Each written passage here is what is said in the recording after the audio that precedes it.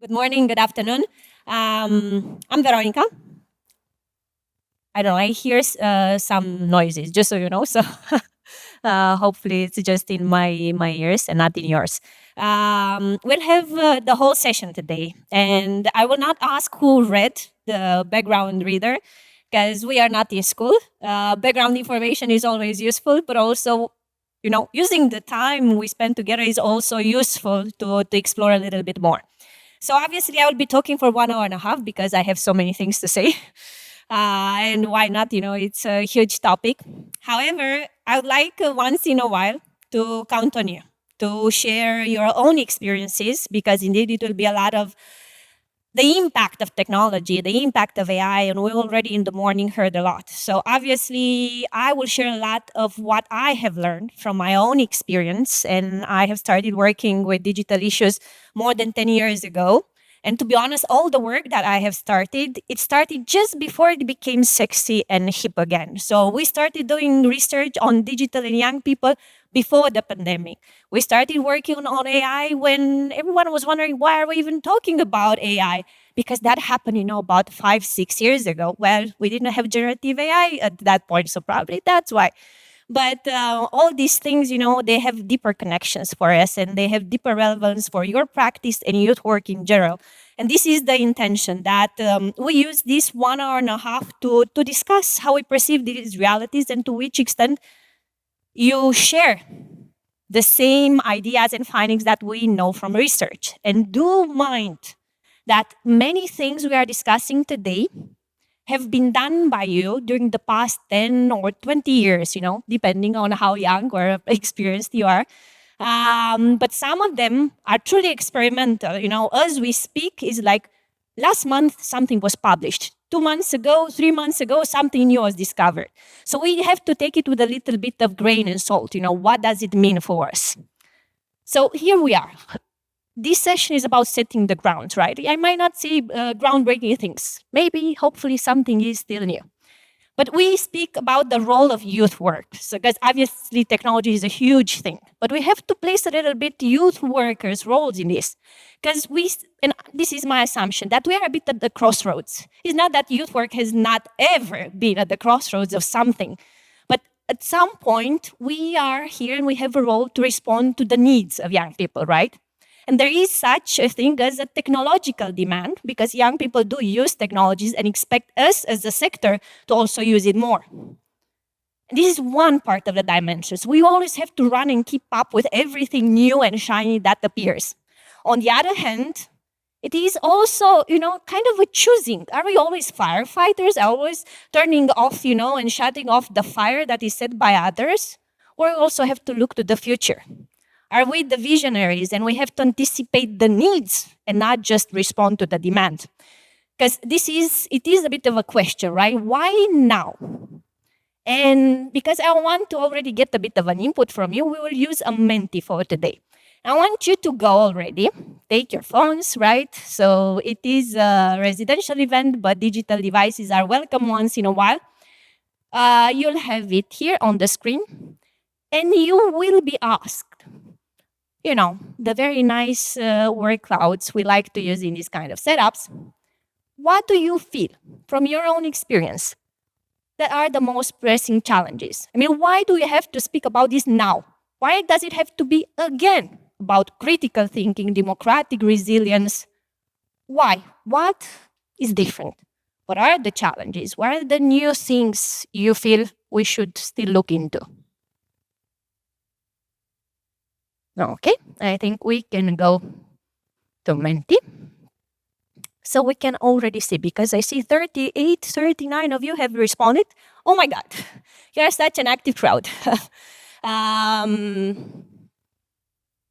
So what do we have here? Issues that are challenging, right, and pressing. Misinformation, disinformation. Are they new? That's interesting. Maybe yes, maybe not. Digital age gap. I would like to learn more about that. Climate change. I imagine climate change and technology a little bit, and critical thinking. Democratic backsliding, lagging regulation, you say. Right-wing thought, transgender, right? Radicalization. Do we have other challenges. So 39 of you are connected, 9 have responded, I guess. Misinformation, disinformation. Think a bit. And I would like to take some people in the room to share a little bit of these challenges. So climate change is growing. Worse. Polarization. Can someone in the room who has chosen, for example, polarization, can give an example of where and what it matters in terms of polarization? We also have some mics moving around. I would just need a hand up.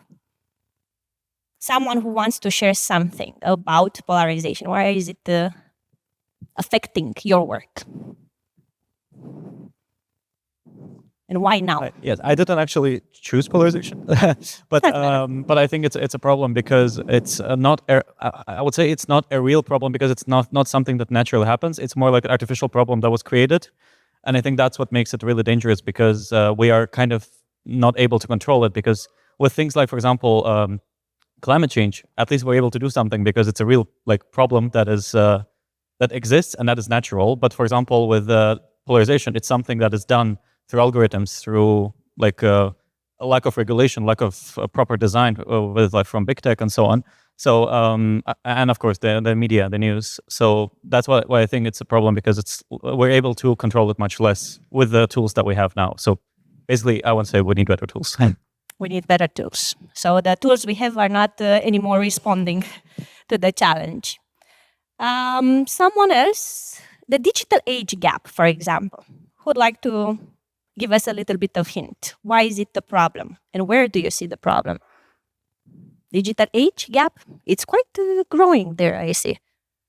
Come on, I need you to be active today. So, because if it's just me talking here, trust me, you will not remember anything after this session, even though you have 3 more days. So, digital age gap, we need volunteers quickly. I need someone else. This side of the room, someone who wants to brainstorm loudly. Yes, please. I think it's also about youth and youth workers. Sometimes we use different social media, different platforms, different approaches, different videos, photos to make participation, and that's important. And also, I'm from Ukraine, and I understand that in my country during the war, it's a very important challenge. Thanks. Still important. So we still use differently technology.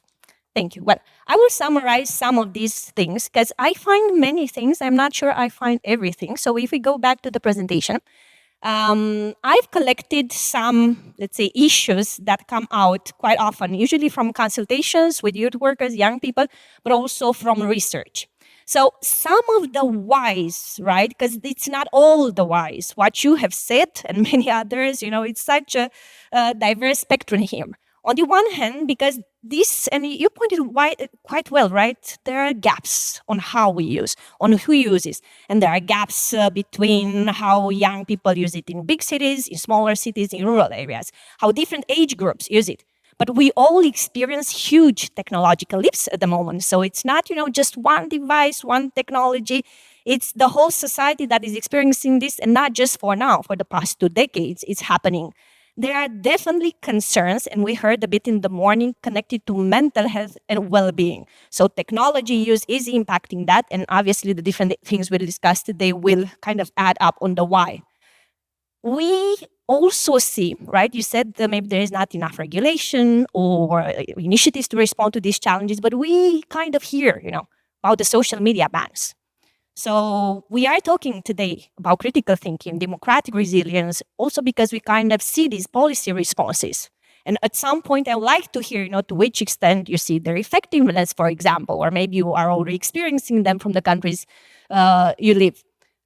Algorithms, as we know them, right? That's why polarization, it is indeed a huge issue, shape our reality.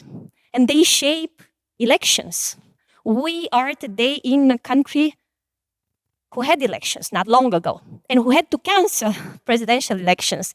And one of the arguments brought was, algorithms were shaping our choices intentionally or unintentionally. And we do live in a world where this word of hybrid kind of appears very often. So it's the war, the literal war we are living, but it's also the hybrid word. So on the one hand, obviously there are many things that is disinformation, the foreign manipulation and interference phenomenon that is appearing in digital technologies are kind of enabling that a little bit. And the irony is that despite all this accessibility, youth civic spaces are kind of shrinking instead of expanding. And it comes a little bit right of a momentum because all these issues demand youth workers' attention and intentional look into them. So it's critical thinking, right? But it's also young people's rights and well-being at the moment.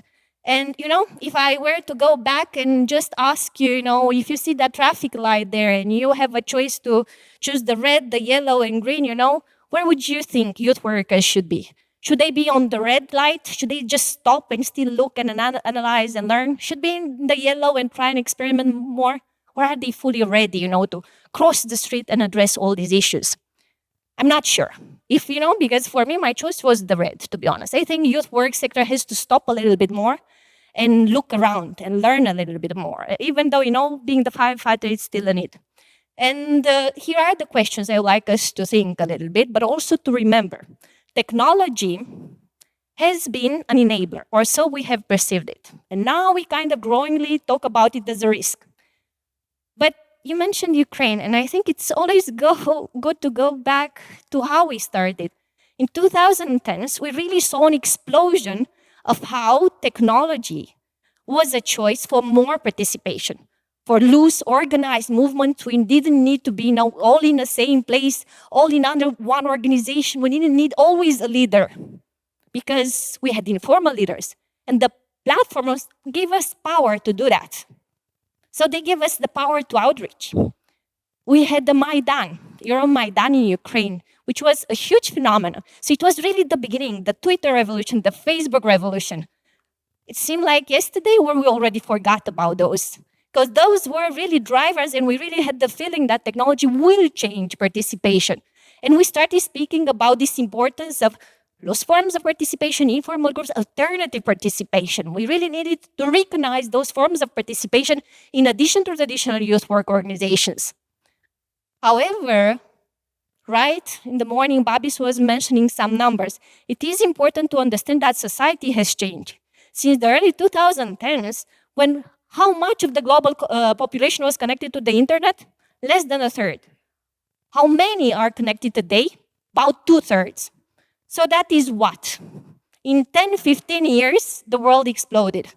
And yes, in Europe, we are quite privileged because most of us are connected to internet, and young people, virtually all of them are connected to internet. And indeed, unfortunately, we don't use it so meaningfully. So yeah, civic participation through online platforms, it's like kind of scratching the surface here. And for me, these are a bit some questions we have to reflect because we have all been digital enthusiasts. We still are. But is it enough? Does it translate into more participation, to more prosperity? I have this feeling, and this is just my opinion, that, in history, we went the other way around. We went from the Middle Ages, from the dark times, to light, to the Renaissance. I have a feeling we're going backwards. So from what seemed to be the light, we are starting to have gray feelings about what this technology is bringing. Because there are two important elements. What was fostered before, which was freedom of expression, freedom of assembly, they are narrowed now. And these platforms do not expand these opportunities, even though they still give us the feeling that we can reach out, we can be more visible, we can be everywhere. They're actually creating, those echo chambers, right? So it's not an echo green chamber, it's an echo, like the echo in this room. Who is willing to share with me what is an echo chamber? In this critical thinking work you do, and I see everyone is doing a lot on media literacy and critical thinking. Who is a volunteer who is giving me an echo chamber understanding? On the left. Just a second. Thank you. Well, when you have some opinion and you're surrounded, for example, by the people with same opinion or with content which is like just supporting your kind of opinion, and in this like context, algorithm on social media is giving us what we are searching for or what we are supporting, what we want to see. And then it's really hard to hear something else, to learn something else, and to open yourself for something else, something different than you think. Thank you. Is someone disagreeing with this perspective? Or disagreeing for now. Not totally. Let's see a little bit of different angle. I'd only add that indeed echo chambers do validate our values, but if algorithms are based on echo chambers, then they will show us content that validates our values, like you said.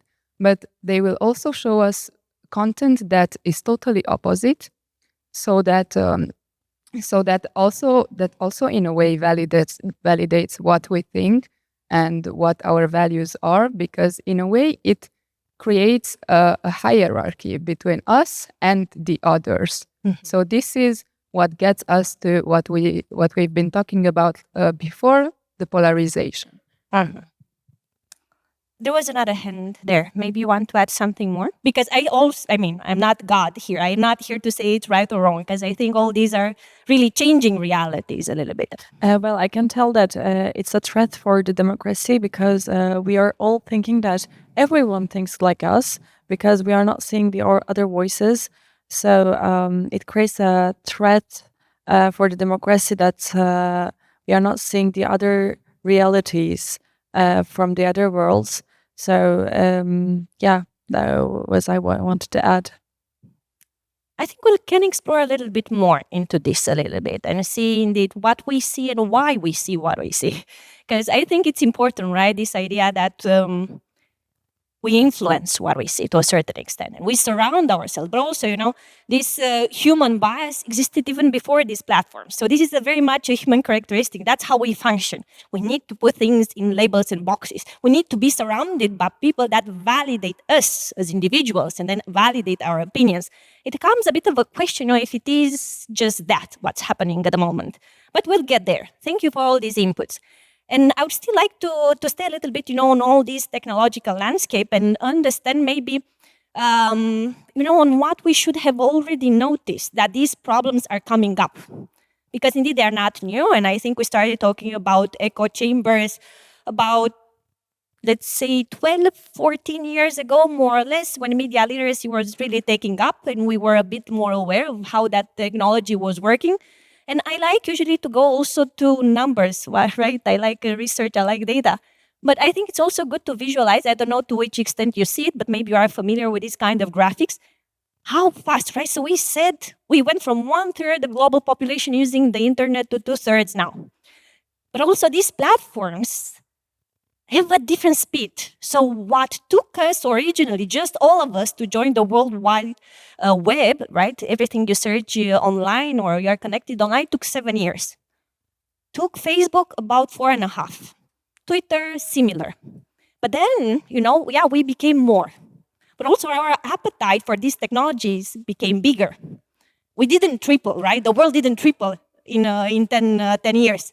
But the technologies really moved very fast, because if you could see on the very top, whatever it took 3 years, 4 years to reach this 100 million milestone, it started to take 9 months. It started to get to ChatGPT, which took 2 months. It took Threads from Meta 5 days. So our appetite for these networks has never stopped. And I think, these challenges should have been obvious, and probably we should have been better enabled to respond to them just if we had looked at data. And I kind of like to say, that we do have freedom or more possibilities in internet, and we do produce more data. We consume internet and technologies, and everything means more information, but also, right, means chaos. The information disorder concept has 3 elements here. So I know we are mostly familiar with the disinformation part, also with misinformation, but also malinformation. I think it's quite important to make the difference. It's not always the false information the problem, but the intent with which you share the information, right? So misinformation, I share it, it's false, but I don't know. So I don't have a malicious intent. Disinformation, I definitely do it with a lot of intent, and I know it's false. Malinformation is when I share it with very bad intentions, but the information is kind of correct. It can be taken out of context. So do you remember election campaigns? Usually you find 2 nights before election, the president, who's running for whatever has met with this dubious guy, a funder, an investor of something, and the information might be correct, but there is a reason why it's shared or why it's put in that moment. So all these are quite important, and you are right. They contribute to more polarization, to erosion of trust. And I think COVID was a strong reminder for all of us what happened, because we didn't just not trust anyone. That was a matter of life and death. The decisions we were taking based on whatever we heard online were actually contributed to the extent to which we could survive that time. And because Babis mentioned this, I will not stop too much. And that is just, to show the numbers. Disinformation and the information disorder is not just a concern. It's a concern that is surpassing other types of needs and concerns in society, globally, not just in Europe. So the concern that disinformation is affecting civic life and elections is bigger in most countries than other socioeconomic concerns, even than terrorist concerns. So we are kind of feeling this pressure that whatever happens around us is not quite right. It's a real threat for us. So let's go a little bit to you now. We have a question for you again in the Menti.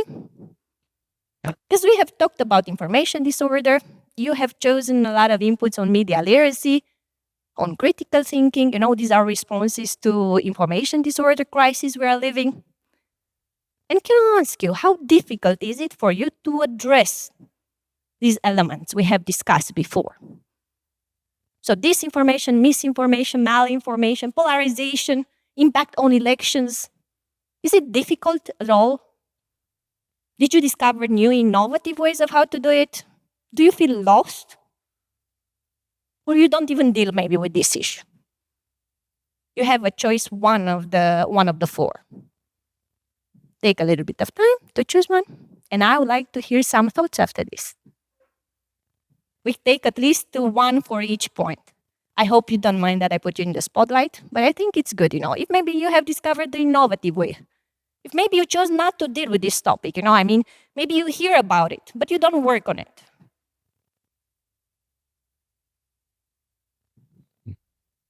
Let's see how we are.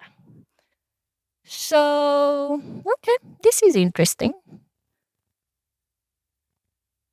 We have about half and half, I would say, almost. I discovered innovative ways of how to do it.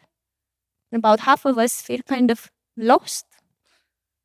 But we have some people who say it's not difficult at all. So we have some experts among us. I think it would be nice for you to know who they are at least. They are good multipliers. They can be invited in your next event, in your next capacity building. So can we take some reflections then? From someone who says they are lost. Let's start with a little bit, on the crying on the shoulder of someone. Why do you feel lost? There are quite a few at the back. As nowadays, many even politicians don't necessarily state the truth or use false facts, falsify statistics, and or just say wrong things, and they get a big platform. I find it very hard to discuss with young people who share those opinions, because you cannot really counter them with facts because they don't believe in them. They say, no, I heard a different fact. And then it's hard to prove them, no, but this is not a real research, or this politician actually states fact just to polarize or something. So that's why I put I'm lost, because I find it hard to enter a discussion with a person or a young person who doesn't believe in rational thinking, in research, in statistics anymore. Anymore. But also, you said, right, doesn't help that those people in power, in positions of authority, do not work with us. So you are kind of left alone. Sometimes we are. Some more lost people in the room? Lost for now. I'm coming to you. Please. Here in the front.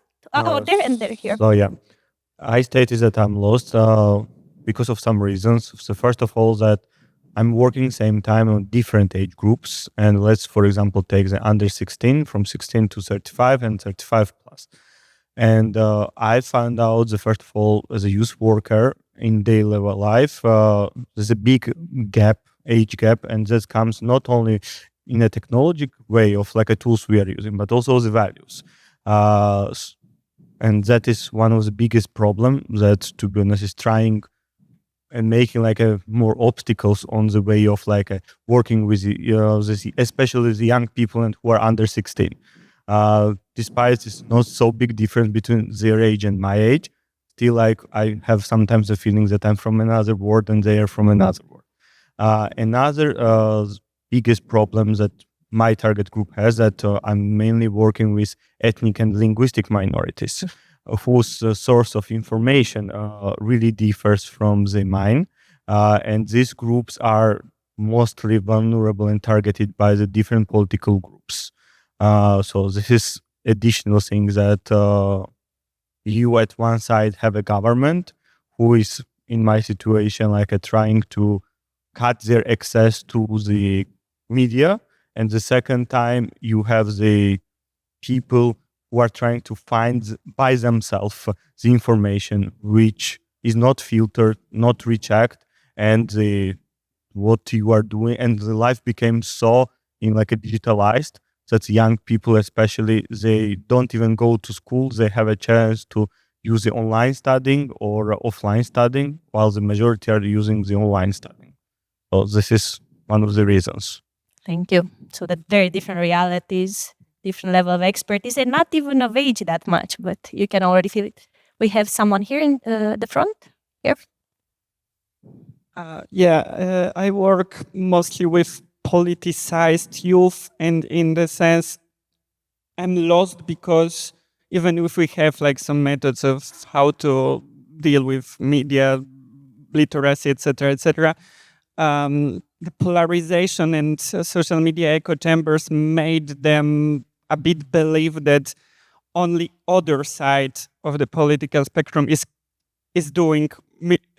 capable of misinformation and disinformation. And like I really work with people that are sometimes uncritical towards themselves and their political movements, in the sense that not our side is not doing misinformation, no one from our side is doing misinformation, and then we need to not only learn them about this critical thinking of like in media literacy in all the spectrum, but also about themselves and movements they are joining in. So it's easier to see the others. But I would like to keep this in mind for this power we have from the platforms, of the platforms. Let's take other reactions. I had the hand up. In which group were you? Wait a second. I'm in the group of I discovered innovative ways of how to do it. Because actually I'm working with think tank project here called Paris Democracy Center. Our aim is to bring together policymakers, civic society, and academic world together to create an environment that all voices are heard, to create around the subject of the democracy. We are bringing together their opinion pieces, and we are creating news on that, and we are creating statistics about that. And I would like to have the contacts here because we can collaborate together to bring new voices, new youth voices. We have youth sector too. My role is on that is to find profiles that could be enriching for our project, think tank project. So I'm contacting with these persons to ask opinion pieces about what's going on in the world. So I just discovered ways how to get contact with and how to create informative opinion pieces on these things. So thank you. So bringing collective intelligence. Yeah, so exactly. please reach out. Other innovative ways. Here, front. Well, I don't know if it's innovative for like everyone, but it was for me and how we did things in my youth organizations. We did like workshops and things like that for media literacy, for critical thinking, and all of those things, but it didn't stick. That's how I felt it in my youth work. So I did something else. Long term, I don't think it's the best solution because it takes a lot of time and you can't reach that many people, but it's like one-on-one or really really small group, like 2 3 4 people with a youth worker, and we talk about these things but applied to them. Like, what do you see on Instagram, for example, or TikTok? Oh, this. Okay, search for something else. What made or how does that feel? What do you think when you see that? And we did it step by step. And also, I'm asking them to research what they see on the spot. And what do you believe it? No? Okay, why not? And we have a healthy conversation about that, but it takes like a lot of time. Takes a lot of time. Thank you for sharing. And I think this obviously connects with also those who chose lost, because all of us do something. But in innovation, because I like to use these words, big words, it's something I learned when I started writing projects. Innovation is not about discovering water, again, it's about applying it to a new context, a new group, rethinking a little bit. So I'm happy, we can identify this, because doing something makes you, try something. Maybe it's not the perfect solution, but it's still something. I still have a hand there. And then I would like to hear one of those people who said, not difficult at all. Please. I also chose the discovered innovative ways. I almost wanted something in between, because I wouldn't give myself a compliment enough of discovering new ways, but I'm certainly not lost. Because what I found so far is, I think to address this information disorder elements, a lot of it is about behavioral change, about how we respond to things. Because the reality of this mis and malinformation has existed since ancient times. But the issue now is how widespread it is. And I think often through non-formal education, that's often the best tool for behavioral change. So as a collective, we've probably got loads and loads of innovative methods for behavioral change. But for me, the difficulty in addressing it is more just about how widespread it is, about how all-consuming it is. And kind of, as you said at the beginning, this has been a conversation for a while, but only now is civil society really acting upon it. And so for me, the difficult bit is less about finding innovative ways, but more about how do we do it to match the scale of this mis and malinformation, considering it's so all-consuming. Thank you. Yeah, actually, even as a fun fact, fake news is a concept. When I started doing media literacy, I discovered it was kind of coined in the early 1900s. And it appeared somewhere in New York in a very glossy news magazine, about the world. So it's not a new concept, but the speed is concerning, right? So someone who is not concerned with this speed, someone who thinks not so difficult, maybe you do something. What's your secret sauce? Please. We have here. Yes, I was kind of skeptical between whether it's. Don't be modest. Don't be modest. Sell yourself. Yeah, so I wonder if it's innovative or not. But I think one of the solutions that I also try to teach to others is a concept of awareness. So basically, understanding when you interact with technology or with media is whether you kind of hold yourself accountable on and aware of why you use it, and also of how you use it, and what is its impact, what is its limitations. So I often say, for example, there is no need to rely on technology when there is an alternative solution that has existed for many years. So, for instance, it can be very simple as like looking up where you need to go. So the location, like most of us would probably look it up on a map or like something like that. But there are also other ways of doing it, which we may not always we don't need to always rely on, for example, the phone maps when we can ask someone where it is. Like simple things like this, which makes it very like. Which is basically the things that already exist, but we already got so used to technology and the way we use it that we stop kind of thinking about alternative solutions that have existed for so long, and I find it very surprising. Thank you. One last comment here, and then we can move to the presentation. Yeah. I think it's not difficult at all if we are seeing information disorder as a systemic thing. So a systemic thing cannot be tackled by awareness. a systemic thing can be tackled by systemic thinking on the information ecosystem. Okay, it's not a big thing, a new thing to think of the information ecosystem as an ecosystem. But what is probably new for media pedagogy is to have this systemic view. So my way would be to include the stakeholders in this information ecosystem, team up with journalists, with media, with NGOs that are more and more taking over the role of independent journalism in some countries. So we have different ecosystems, and thinking with the youth, coming into constructive dialogue. If you think that news will find yourself, really important socio-political news will find yourself, which the majority of European youth thinks, but what would be the conditions? Whom do you need that also in future this will work? Because we see fake news is not a new term, but information, this kind of disinformation disorder has a new quality, and this is a kind of, we have to think of platform power and to understand platforms, which we can only do if we have this reflective and the meta level systemic view on that. Thank you. Thank you. I think you'll make a nice transition for my next point, because it is systemic, whatever we understand by systemic, and it is multi-layered, and we are all touching on this.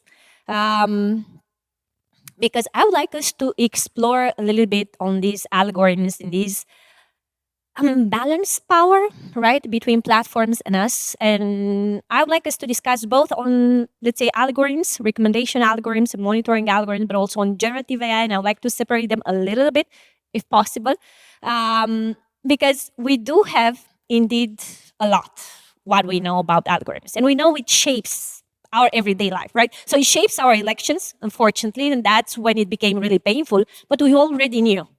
It shapes the news we consume, it shapes the kind of shopping we do, it shapes the kind of educational content we have access, right?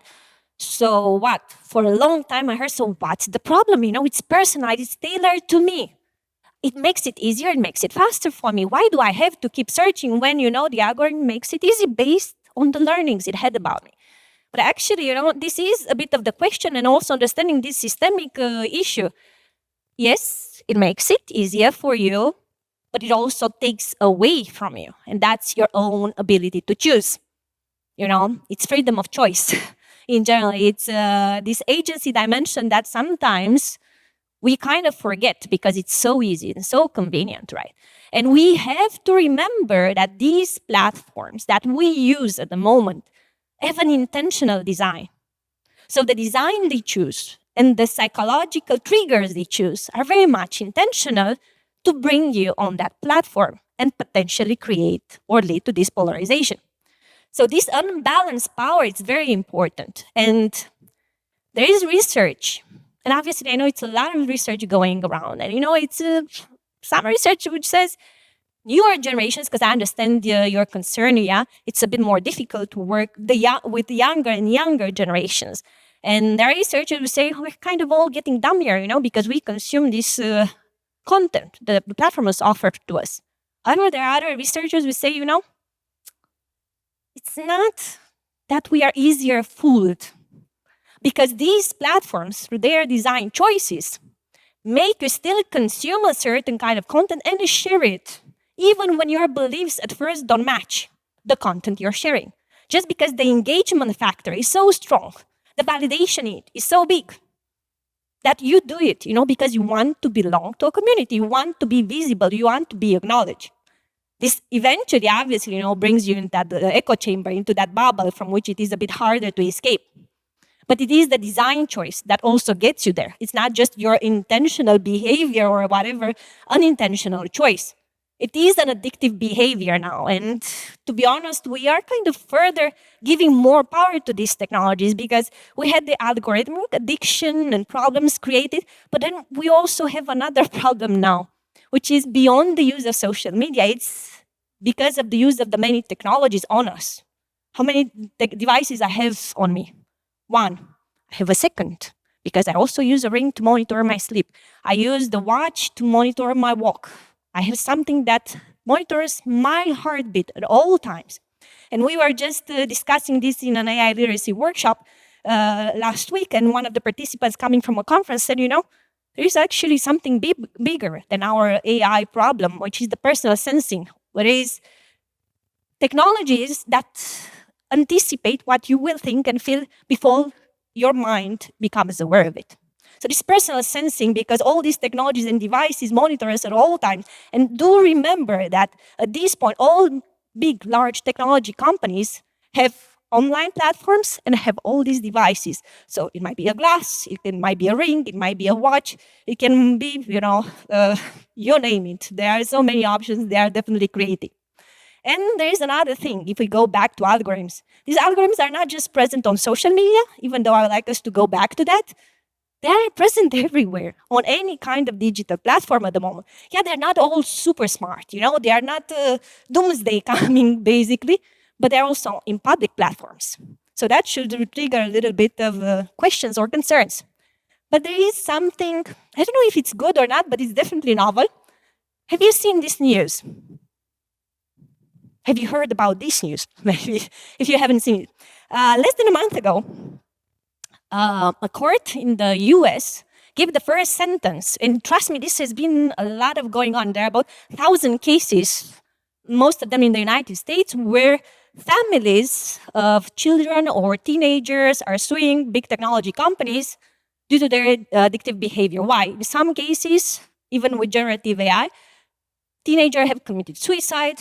They are in general developing very harmful habits. So obviously, it's a lot of self-esteem, a lot of manipulation going on, sleep disorders, everything, that is connected, but also very harmful behavior. And obviously, for a long time, we have heard the companies are not responsible for that because it is our choice. It is our responsibility as even adults.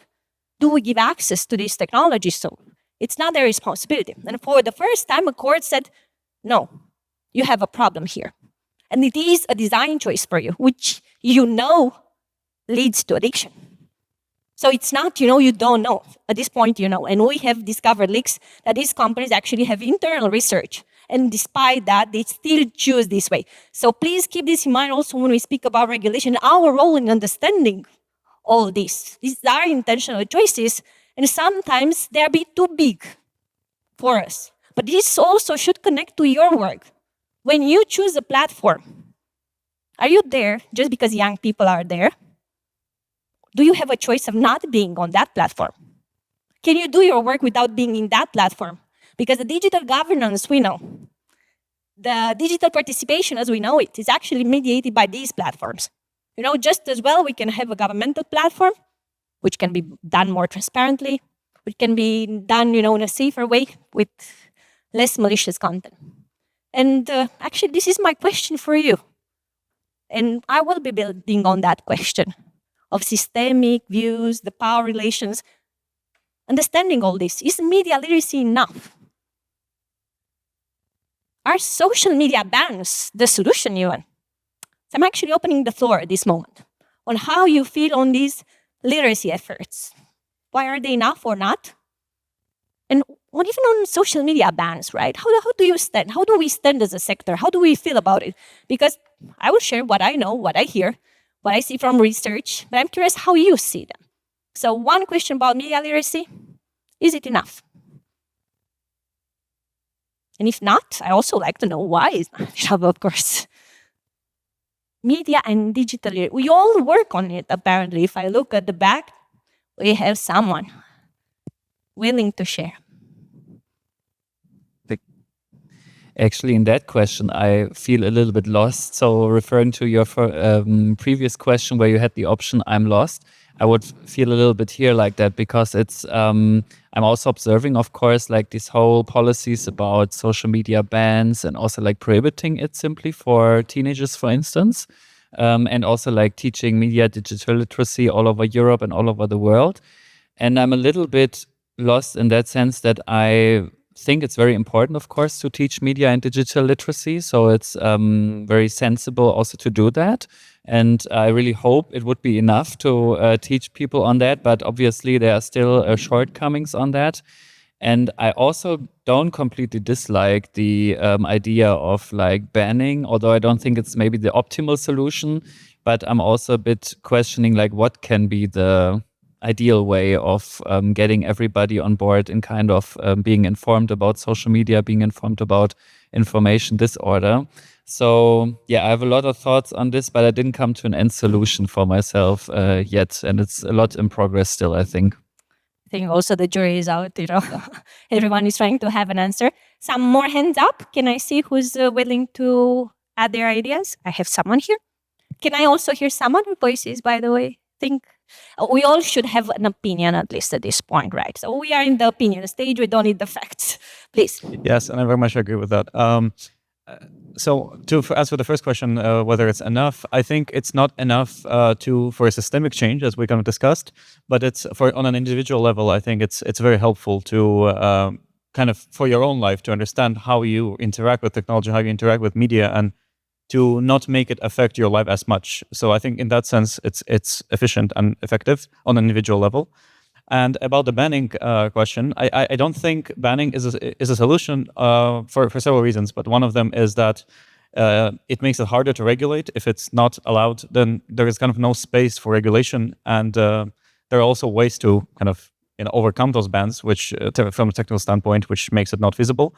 But mostly because I think what we need is to make sort of to have the connection with the companies that are designing this and make them involved together with the consumers, and have a conversation with them, have a consistent involvement of all the stakeholders in this process, rather than make technology providers doing their own work and then policymakers do their work. I think there needs to be space for collaboration and better governance of this process.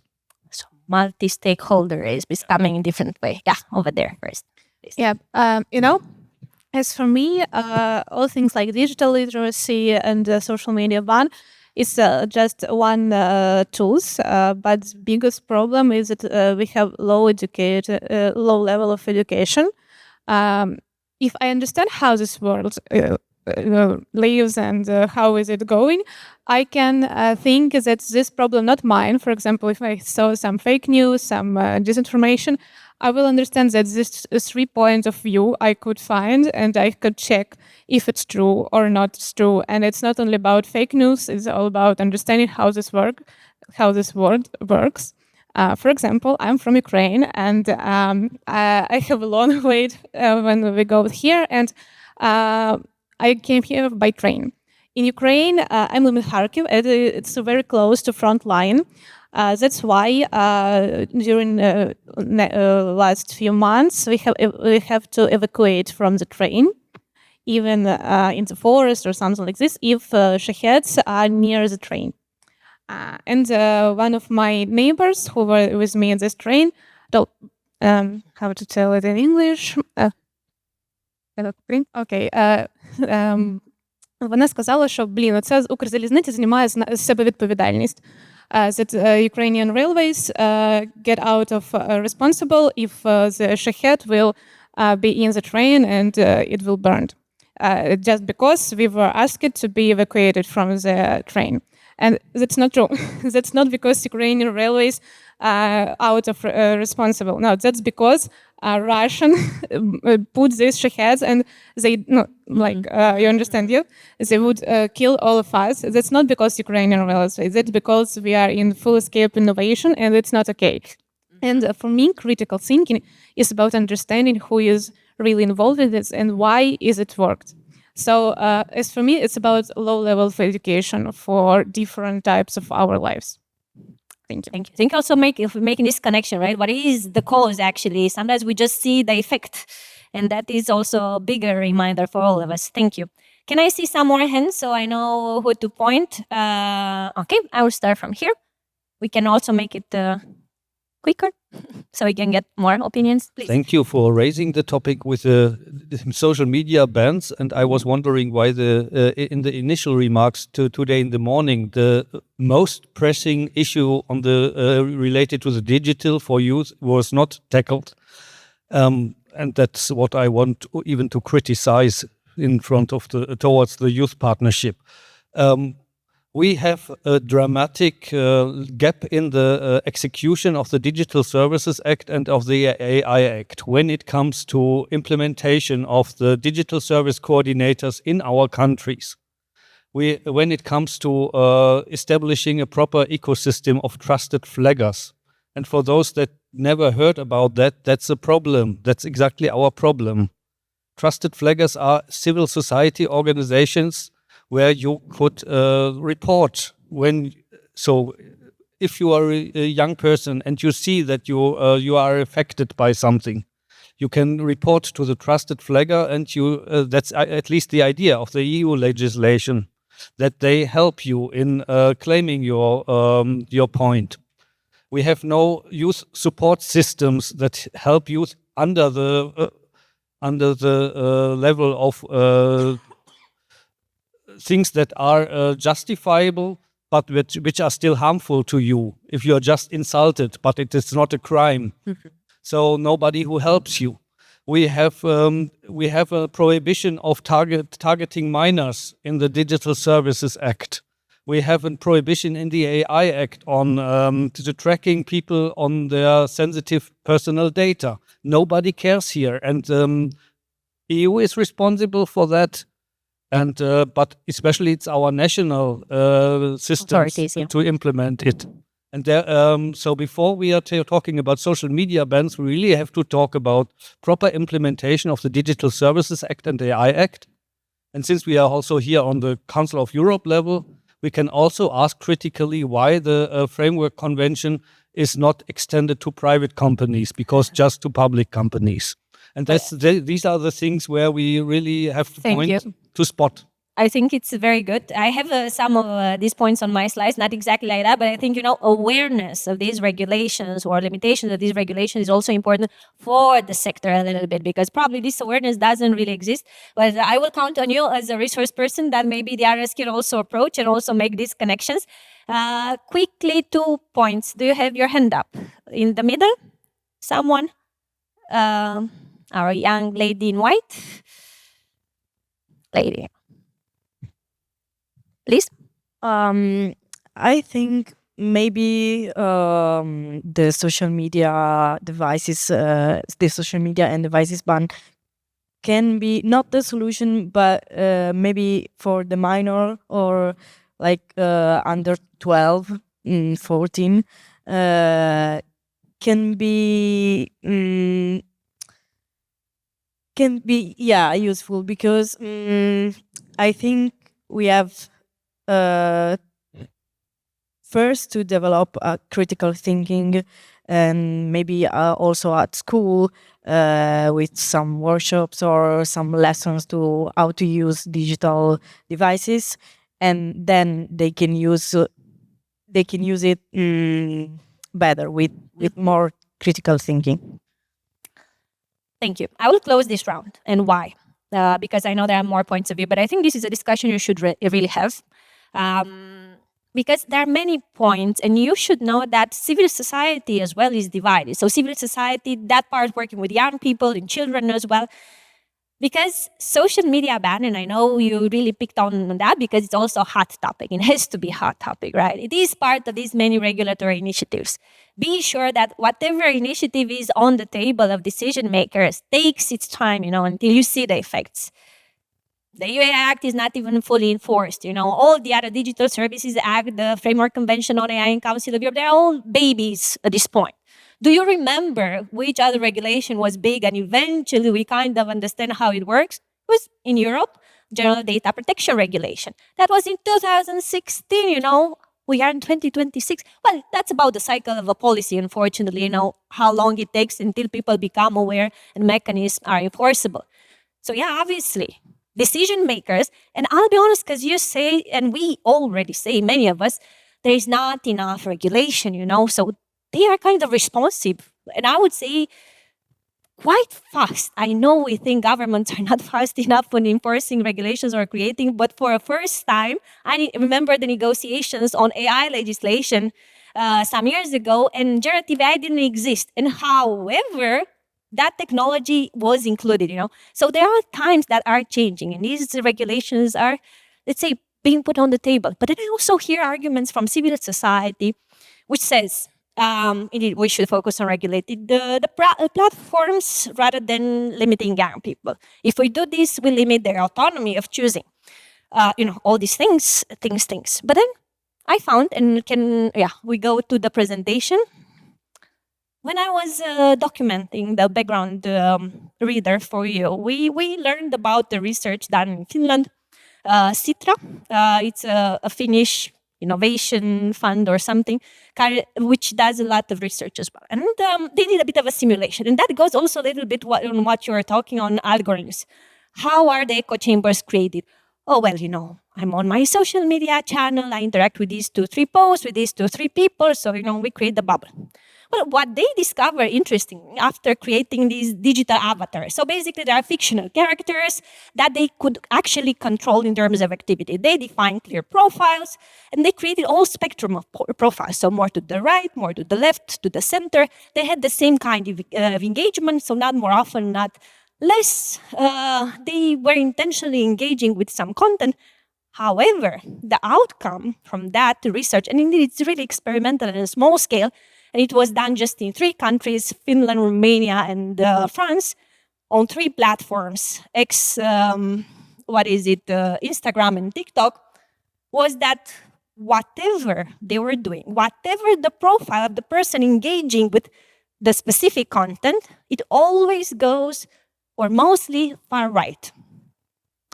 And that kind of shakes a little bit the understanding we had that echo chambers are kind of influenced by our own choices.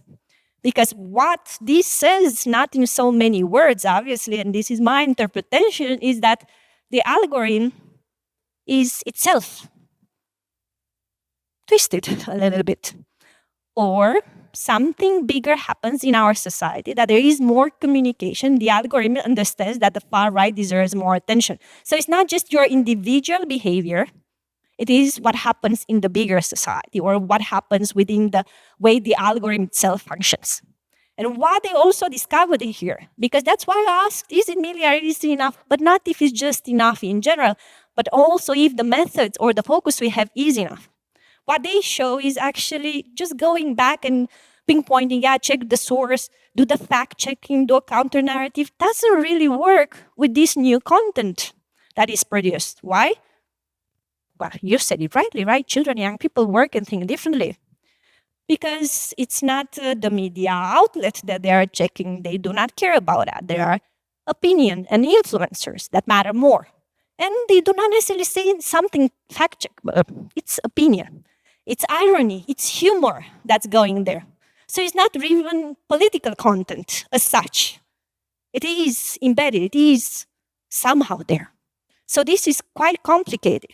And the fact that takes these kind of forms of communication is also bypassing whatever efforts exist already in these digital platforms. Because there is content moderation, it has been in place for quite some time.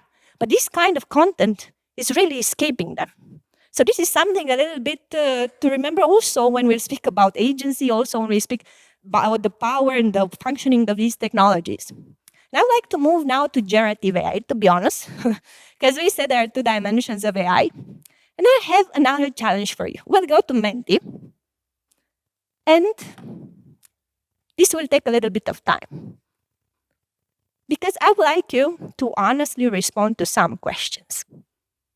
You choose whatever generative AI, right? It is more convenient to you, or usually like to use, or maybe you don't use it at all. So I'd like you to rate yourself if you use it more for professional or educational purposes, or young people use it more for the same purposes, or children, or is more for personal. So it's professional and educational versus personal. Or maybe you don't use it at all. I would like to see your thoughts. I would like to see your own experiences. So is it more professional, educational, or is it more personal?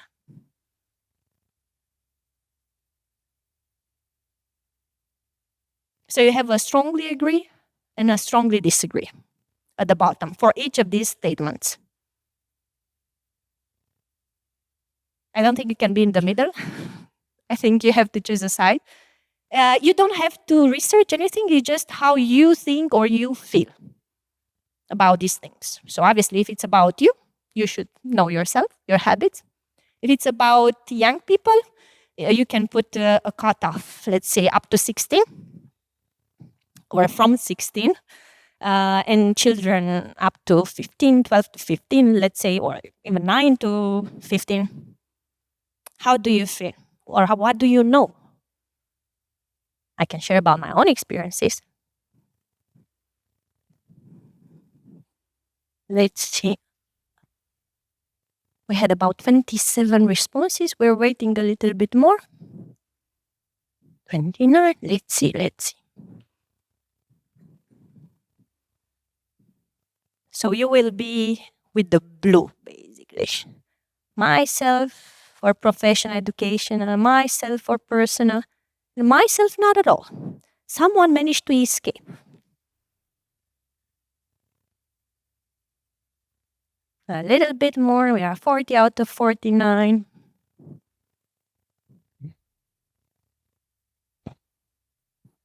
So I would say it's just like this.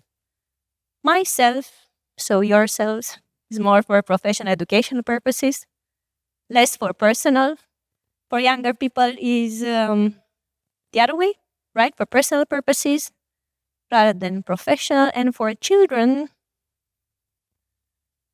is the same. Okay, someone who would like to share on what you know about young people, for example, not yourself. We leave the best for last. What do you know about young people and their preferences? I start here. Then I will also take some new voices. In green, and or both of you then. Okay. All right, and then it's not a long way, exactly. Yeah, I think I also actually voted similarly to what is displayed on the screen. So I put myself higher than, for instance, the young people, that they also use it more for personal reasons. And from my experience, of course, it's not representative, but from my experience, is also that the younger the people get, the more they also use it for, like, as a life advice, for instance. So if I would need to have, in my personal situation, I would need to have an advice, I would go to my parents, to somebody to talk to, and like get their opinions on my thoughts. But like younger people than me, I'm 29, younger people than me, they actually also use simply ChatGPT and be like, okay, I have two choices and now I have to find an answer to that. So that sometimes is used for that purpose as well. And I myself don't use it like that. I always use it more like for university or research. And that's why that's simply what I observe. Not representative, as I say. Let's collect some feelings. Just on that, in terms of educational purposes, I find it quite disturbing personally how many students use it to write the essay for them, in which case, you know, the concept of writing an essay and using critical thinking skills are kind of abolished by doing that. And then also in terms of using it every day, I know a lot of younger people are doing that, and then it raises a lot of issues, especially I'm very passionate about the topic of violence against women and girls, and there's been a massive influx of AI that's been used to target women and girls that a lot of younger people are now exposed to. And it is creating a bit of an epidemic, especially with young men towards women. And there was a brilliant, I don't know if people have seen Adolescent, it's a really brilliant Netflix show which discusses these themes of what the happens. manosphere, right? Yeah. Thank you. I'll go to some new voices in orange over there. Sorry. We'll get more feedback. Hello. I don't know if you noticed, but I noticed that there's a lot of people like coming from one country and living in another one. And I feel especially like new generations, I include myself living abroad, that we are left alone in another country. At the end, I feel that AI is our main hub for information, especially when you have to deal for information regarding, I don't know, like paperwork, settling somewhere. So at the end, I'm having daily conversations with AI, and not only for that, but to solve personal issues, but because, you know, you are away from your parents or your friends. So yeah, also, I don't think that governments are doing that hard to put also information approachable, especially for people also moving abroad. So So it's an argument in favor like why young people would use, right, the tool. I mean, at least for myself, I use it for those things. So I think that you also have to be self-conscious on how you use AI. So Perfect. All possibilities are around. Some more hands, please. I had one here then. Yes, thank you. About 2 years ago, we did a comparative research between how young people and older people engage with social media platforms, and specifically focused on gamification, like how gamification elements affect their the way they interact. And we basically found out that young people care a lot more about instant rewards and personalization when they interact with in social media compared to senior people like 35 plus. And that was really surprising. And that kind of, now that I think about it in terms of generative AI, that makes a lot of sense, because also with the example, if, for example, young people who live abroad, that kind of gives them the personal space that they need, the personalized space that they need, that they cannot find in the real world. But also when it comes to like professional education, the instant kind of reward thing, that's where I think one of the reasons why young people would tend to use it more for like generative AI for that compared to other tools. So social media algorithms laid the ground for us, and now generative AI is taking it to the next level because the habit was there. Why not? Any other thoughts? Someone who said, I'm not using it. How did you escape it?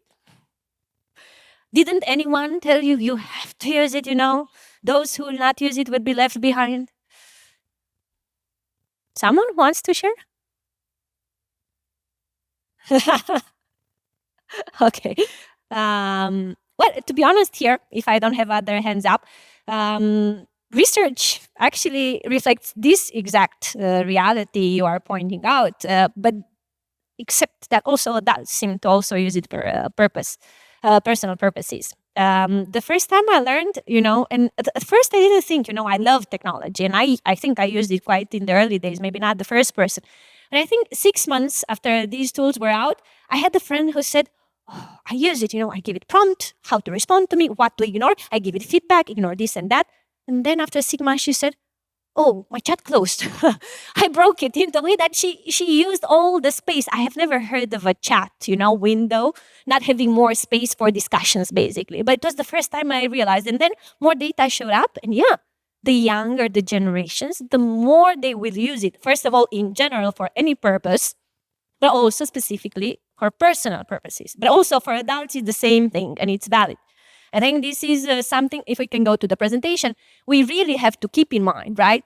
Because generative AI, it is a dual technology as well. I mean, no technology is good or bad. Both technologies have both elements, and it does matter how you use it. It does matter what are the benefits. But it kind of gives us this misinterpretation of intelligence. And in all these discussions we hear up, do you notice, even the name of these technologies are human. They are meant to be used for personal purposes. And I don't know if you usually check terms and conditions of any platform, but in general, whatever plan you have for these platforms, as long as it's for personal purposes, so it's not the enterprise or business, it literally says this is just for personal use. We will not be liable, whatever happens, for professional ones. So you're not even encouraged, let's say, in theory, by design. But they do encourage through these human-like responses. Why was there a breakthrough, right? So it's not any generative AI, especially the large language models. So those who create text, who really talk to you like a person. When one of these big companies changed their model, it was OpenAI, right, at the time. It was a huge crisis because it changed the model it would respond, right? So it stopped being a little bit personalized. So it was a huge crisis. And we remember that moment, right? When did you see that reaction before in a society? I don't know, whatever social media platform changed the algorithm model and everyone in the society reacted negatively against it, because we were already attached to it. And it is interesting how on the one hand, the technology companies created this human-like image, but we also relate to them as humans. Because whenever we discover the problem, we also describe it in human terms. So when the so-called confabulations or hallucinations appear, we use the word hallucination. Hallucination is a very human term, right? I hallucinate. When do you hallucinate? When you have a health problem, when you consume some sort of drugs or narcotics, all of a sudden, what did the machine consume in order to hallucinate? It is, a way of saying it's inventing some sort of information. And then we saw that it mimics empathy and it can be even persuaded. So it's not your search engine, right? Remember that we can use it for research, but it's not your search engine.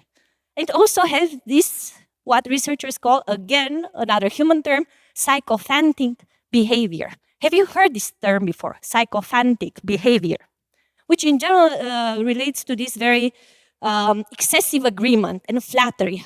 Oh, such a great question. Yeah, you are so right. Oh, this is the perfect solution. It does say that, right? So it is, let's say, a term that has been coined.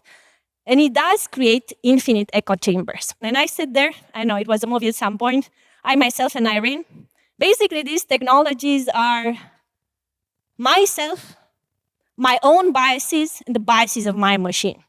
At this point, this is the new echo chamber we are experiencing. So it's not, the bias of my friend, it's not the bias implied by the algorithm, but there is a bias in these machines. Because they are, and this is a basic thing we already know and we should all know about these machines, they are trained on real data. And the problem with the real data is our real life society, which is not equal, not fair. Historically, we are evolving and changing. And these are things that we should always keep in mind. And there is another very problematic thing now, especially in our context with democratic resilience, that is the power of synthetic media. The deep fakes, especially in, and I would not say obviously that on a personal level they are not a problem, because they are definitely a problem for human dignity at the moment. And the deep fakes that impersonate you, in certain very personal moments are definitely trying to be banned. But the use in electoral campaigns is very sensitive.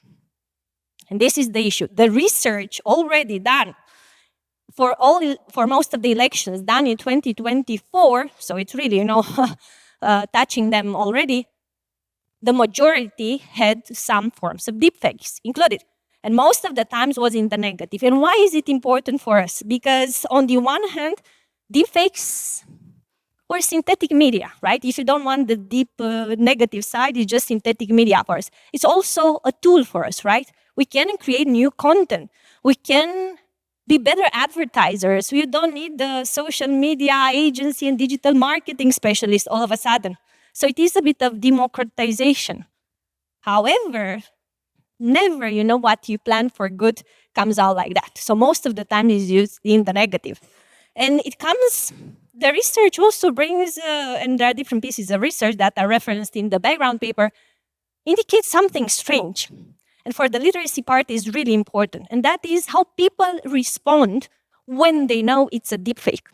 One solution to deepfake, in general, the most promoted one, is that you label it. You put a label which says this image has been generated with AI. This content has been generated with AI. So for visuals, what it seems to be a problem is that those who did trust traditional media, like a very solid one or independent media, all of a sudden, in again experimental studies, if they hear there are also this possibility of deepfakes, it kind of erodes their trust in any kind of information. So not just when they see the label, but any kind. This is research coming from the Netherlands and Canada, and they would say in that research, in the Netherlands, and I'm not from Netherlands, maybe some of you are, there is a tradition where there is trust in media, when there is less reliance on using social media. However, even for them, just learning that deepfakes, are spamming you is decreasing trust even in those sources. And there's another effect, and that is people don't care. So I know it is a deepfake. I know this politician didn't say that. I know this person didn't. But I have a feeling that they might say it. And I believe it could be true. And it is enough for me. Or I find that message is relevant for me, so I would still embrace it. So transparency as a measure on its own, it's not enough. So it's not just like the fact-checking. So this source is correct, this source is false. This image is the real one, this image is the false one. It doesn't work exactly in the same way. So it's a bit more sensitivity that we have to apply when we will develop new literacy methods. And now, I would like to briefly touch on this because you have mentioned it in a different way, and I will be very quick. Because here it's not just about the technology. It's about how the technology is working and is influencing us. And right, I put it there on the slide, it's not just the critical thinking, it's the plain thinking, the problem. The way our brain works and the way our brain accumulates all this and adapts to all this. Because there is this phenomenon that is, let's say, a bit older already, information overload. This spam of information, and the data I found was quite interesting. All the data that we as a civilization have produced until the year of 2003, we produce it now, so the quantity of data, yeah, in about 18 minutes today. It used to be about 2 days in the early 2010s. So our brains are not ready for this. And research already shows the effects are those that are. We get into burnout. We also have a harder time to differentiate with false information. So our brains cannot really cope with all this spam. We have to give ourselves a break. But also here, please connect it also with generative AI. In one of the discussions we had last week in an AI literacy seminar about generative AI, came this discussion. Of course, we use generative AI for educational purposes. Why? Because we have so many deadlines. So I'm wondering what has happened for us. On the one hand, is it possible that the task, this goes both in the educational environment, the work environment, are we getting more tasks? I mean, letting alone the choices of using or not using certain technologies, are we getting more tasks because it's considered to be easier to do them? Do we get more deadlines? Do we, we have to be always available online and on devices because it was seen easier? And now we also have to delegate this easiness to the machine, so we delegate also the work and the effort we have to put. We have to think a little bit of what is going on at the moment. So the technology created the problem, when we solve the problem with the technology, where are we in the middle? Cognitive depth was a concept, again, very new, fresh. It was one of your posters. I will briefly mention because I want to finish this part, and I will have others that I will let you explore. This came from a study from MIT. How many of you have heard about cognitive depth before? Raise your hand. Cognitive depth. Okay, we have some people in the room, so that's perfect. Which basically, again, very experimental, study 3 scenarios. Finishing a task with your own brain, right? No devices. Doing a task with search engine, and doing a task with generative AI.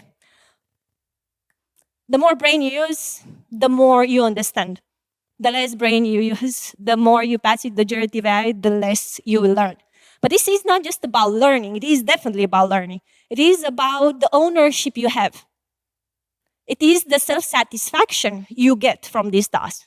But for learning is essential, and more research is coming into this, which basically says in terms of productivity, and do make the difference between learning and productivity, those who are on the lower scales of expertise are more productive, right? So the beginner, the middle level. The more advanced ones, those are also that understand and can actually learn more also while using it. So it's a kind of a reverse, or it's a normal thing. But I think it is important for us to keep this in mind. And the human social agency, or social agency, I think it is the factor that we will have to discuss here as well. How much is still us when everything is influencing us? And what does it mean for education? What does it mean for the youth sector? Because all these choices don't seem to be ours anymore. And I think these are elements we have to consider. Can we even consider the right of not using AI? Can we have that choice of not using it? Some of you seem to have that choice. And I would go to this, and I think probably I will finish with this after a round of comments. How does all this, all these discussions about AI in particular, connect with you, but not only? How do they connect for you? How do you assess yours? It's a self-assessment, so you don't have to share it with the others. It's an anonymized. Learning about all these challenges, learning about all this research, learning from your own experiences and your own ways of coping. how would you place yourself when it comes to dealing with multiple issues? So in terms of knowledge, right? Have you heard about these topics? Do you feel ready to address them as well in your work? So you have information overload, we have covered before. Cognitive depth, human or social agency, generative AI, democratic resilience in this new context, critical thinking in this new context. Can you take a few seconds to think? How would you assess yourselves?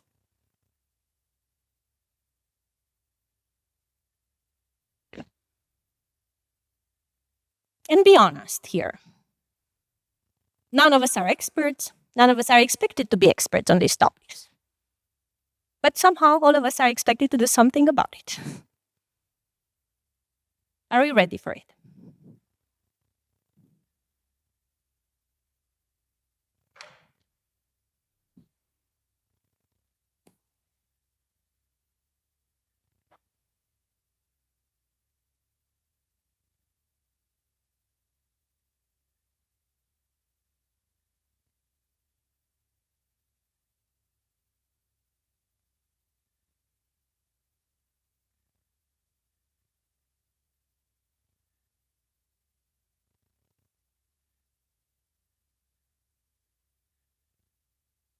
So obviously everyone wants to be, where would you like to be? On the upper knowledge, upper capacity. And also, as we respond and we see the results, I invite you to think what of all these, right? I asked you, what are the pressing challenges at first? What are now the most pressing challenges? Would you change your response? Is something different now? Is there another pressing challenge you have discovered during our discussions? Or would you prioritize something? If you are to choose, from all these things we want to address, what would you prioritize for yourself? Yeah, let's make that a question. What would you prioritize for yourself from all these issues? To work on, obviously. Maybe to improve yourself, maybe to develop educational content on it. Let's start our rounds of reflections.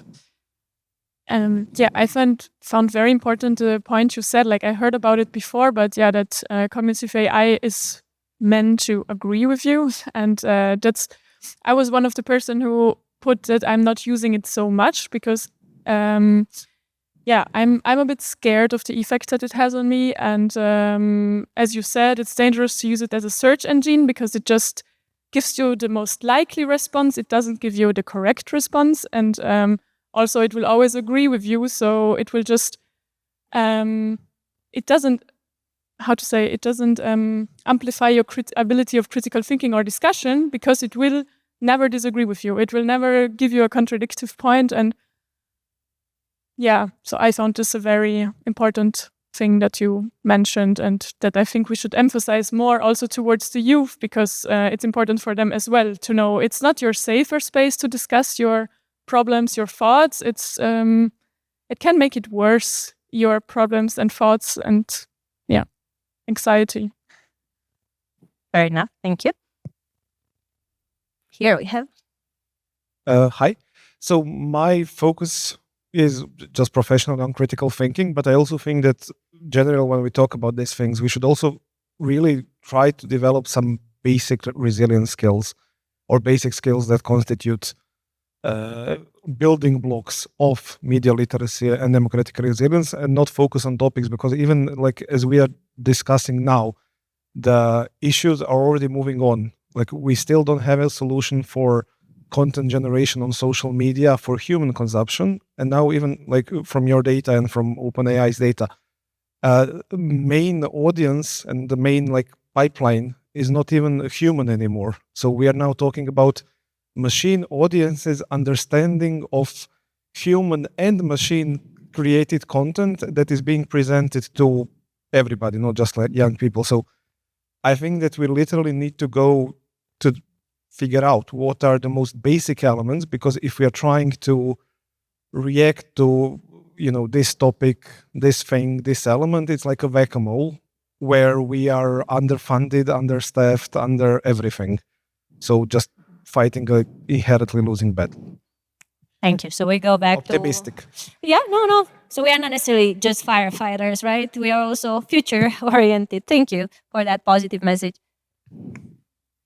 Yes, I would just like to specify in that I think we need to more concentrate on emotional aspect and concentrate on emotional intelligence in this way, because like, let's be honest, like, I think here who we are presented, like, at least 90% know how to check basic, like, a social media post and check if it's like a fake news or this kind of stuff. But here comes the question that who are really doing it and why we are not doing it, despite, like, yes, we mentioned that there can be some gaps in education, some gaps in policy, but like, even when we are accepting like a privacy concepts in like a new agreements or apps, we are just clicking on it. And I think here comes the problem of emotional, like, intelligence at some point, because like, we need to learn how to make our brain think in correct way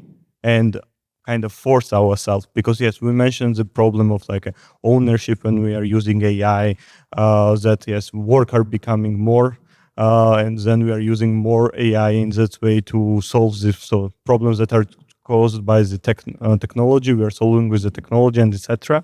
Here I still see the problem that we need to understand the values at first, when to work and how to work. Thank you. Yeah, I will listen. I will not go to the others. I just want to say one thing, because I think this is really, something that deserves more discussion and work from your side. But I put this on the very last slide. Those were the policy responses, and I think that deserves another session on its own and more discussions, of what's happening, what kind of regulations, how are they working or not working. But the work we have done in the youth partnership, at least, so the work I have done as well, regardless of this institutional umbrella, because I'm not speaking on their behalf, has always eventually had to balance this. And I don't want us to leave this space just with all these risks and challenges.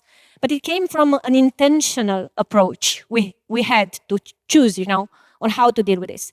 Reality is, most of the times we are super enthusiastic about these technologies. Young people themselves are, and sometimes we are. Of course, there are some of us who are more conservative, which are taking their time. Reality is, you see the appeal of these technologies. And at first, we are well intentioned, right? So I think this is really important to place yourself where you are, but also what can happen wrong. And understanding the risk is really important in the moment, but it doesn't come with this idea of becoming hopeless or not motivated or not even using them. The choice of not using any technology is very far from us at this point.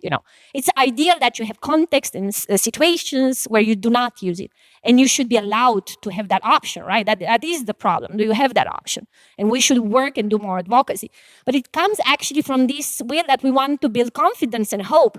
But you cannot be hope, just mindless, because you think the future will be great. You have to be hopeful, starting from the harms you can identify, but also understanding that there are ways of how you work. And actually, it's a lot of advocacy that we have to do. It is more education. Just that it's not just education. That's why I'm always asking, is literacy enough? It's not enough. But it is definitely needed. It is our mission. Youth workers, educators, we all have to contribute to that, different ways, old ways, innovative ways. But it's also a bit more we have to do that. And it was a bit of concern for us that we noticed that in all these regulations that appeared, youth sector was not at the table. And that really made us think, what's the problem? And they would say, people we would ask in the room, umbrella organizations, European ones, national ones, local ones, they would say, I don't feel I have the expertise to talk about this topic. I don't think I'm relevant at that table. So that's why at that table, you have private companies. You have higher education sometimes, if you're lucky, right? You have universities. Where are the youth workers? Where are the young people? So this is, coming from a place of hope, actually, because we believe there are ways and there are avenues, but we have to also understand the risks. And I'm finishing my day today here with you. I will be with you taking notes and everything else. Thank you so much. Wishing you a wonderful day.